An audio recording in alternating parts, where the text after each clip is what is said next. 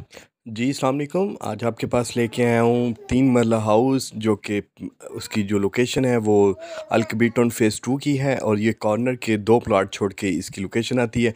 और ब्लॉक की बात करें तो ये सी ब्लॉक है और ये आप इसका बाहर से व्यू देख रहे हैं। बहुत ही आला शान का ये होम्स बना है। एलडीए से 100% अप्रूव ये घर भी, नक्शा भी और सोसाइटी भी है।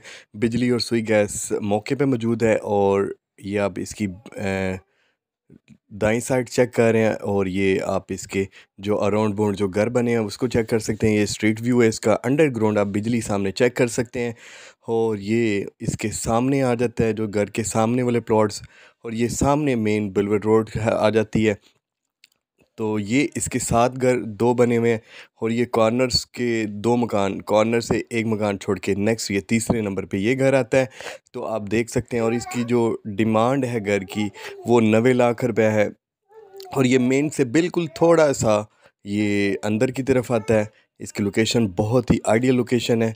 तो इसकी जो डिमांड है 85 लाख, सी ब्लॉक आता है और इसमें कमी बेशी भी इंशाल्लाह हो जाएगी। ये इसका स्ट्रीट व्यू है, देख सकते हैं। ये चौक के इसको चौक कहा जाता है कि ये चौक से बिल्कुल थोड़ा-सा ये वाक़या है और मेन बड़ा जो बिजली का हिस्सा है वो सामने आप देख सकते हैं और ये घर का व्यू है।